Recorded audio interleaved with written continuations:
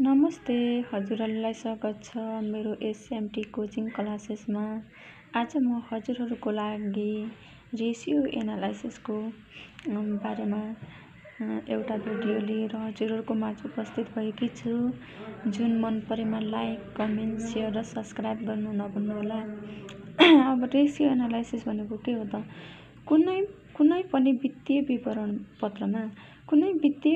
पत्रमा भएका कुनै दुईवटा गणितीय चरहरूको रिलेसनसिप सो गर्ने, रिलेसनसिप देखाउने समीकरणलाई रेसियो एनालाइसिस भनिन्छ।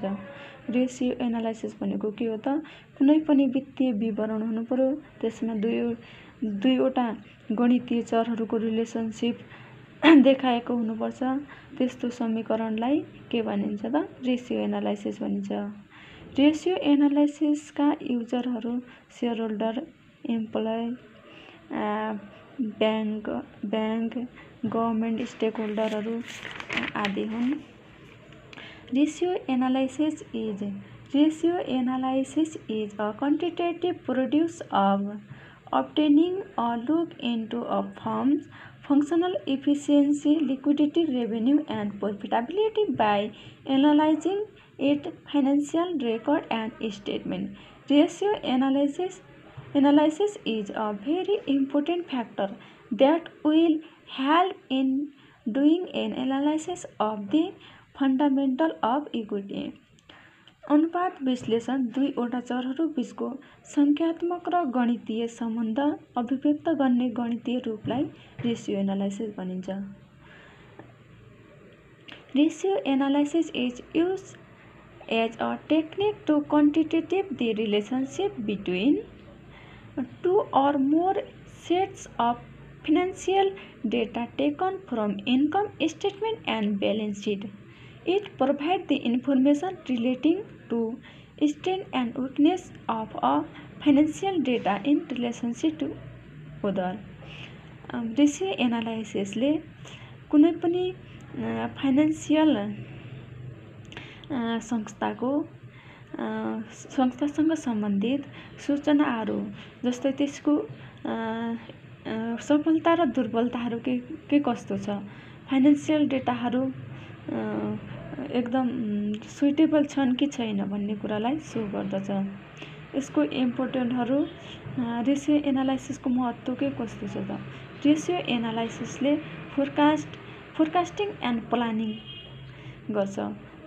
रेसियो एनालाइसिसले के फोरकास्टिङ र प्लानिङ गर्छ भनेपछि कस्टको फोरकास्टिङ एन्ड प्लानिङ गर्छ। सेल्स, प्रॉफिट एन्ड अदर फ्याक्टरको फोरकास्ट, पूर्वानुमान र योजना बनाउने काम गर्छ।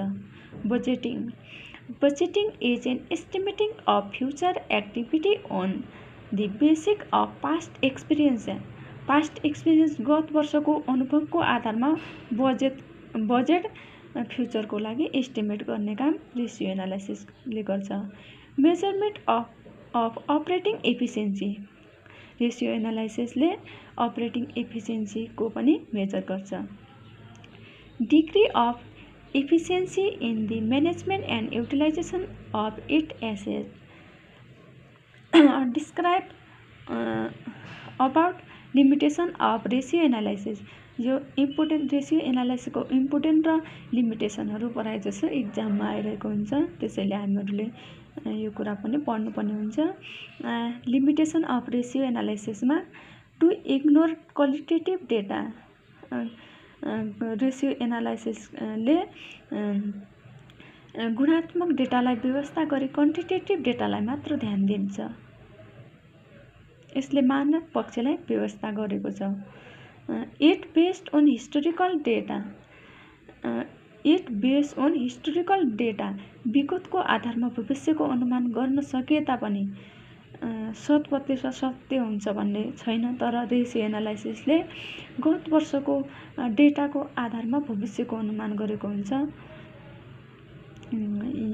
यो पनि रेसियो एनालाइसिसको लिमिटेसन अन्तर्गत पर्दछ। It describe only two variable. यसले दुईवटा भेरिएबलको मात्र डिस्क्राइब गर्छ। यसले दुईभन्दा बढी भेरिएबलहरूको डिस्क्राइब गर्दैन, वर्णन गर्दैन। It need competitive man power और स्किल मैन पावर।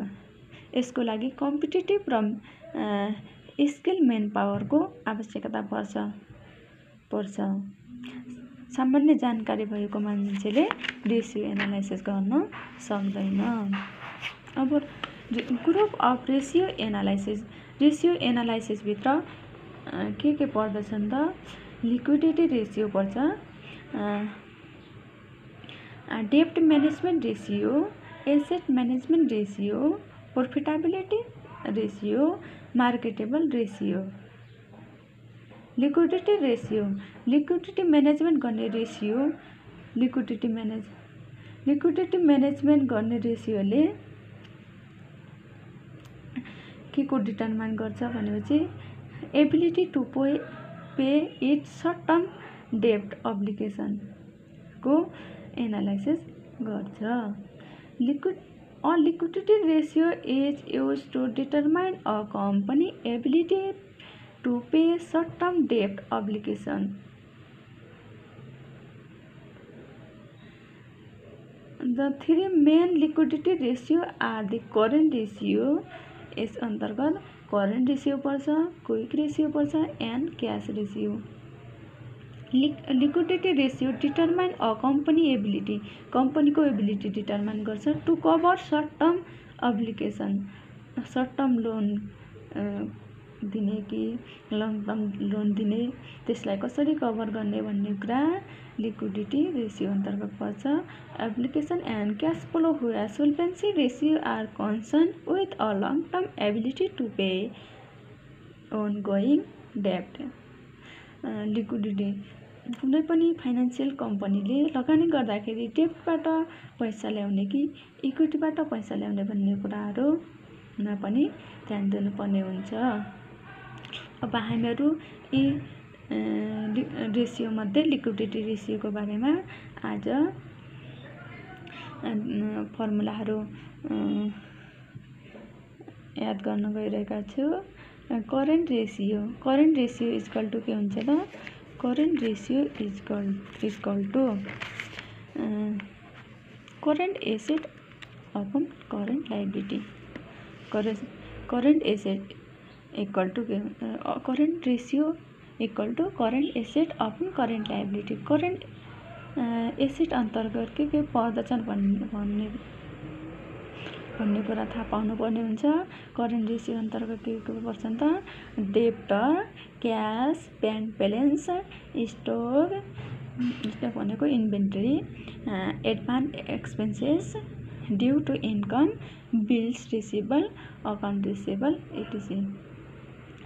करेन्ट लायबिलिटी, अब करेन्ट लायबिलिटी अंतर्गत के पर्दछन् त creditors, bills payables, account payable, outstanding expenses, advance income, bank overdraft इटिसी।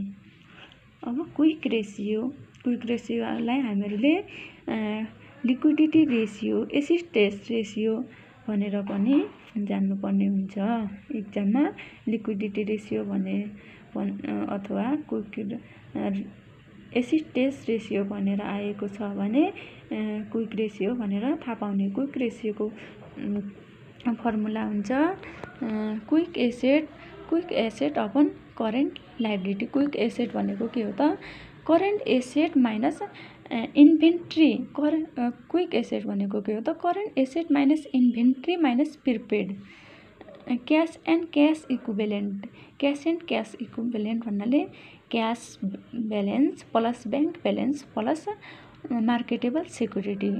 Working capital equal to current asset minus current liability. आजलाई यति। अब next भिडियोमा म एउटा क्वेसन सल्भ गरेर देखाउने छु। हस् त।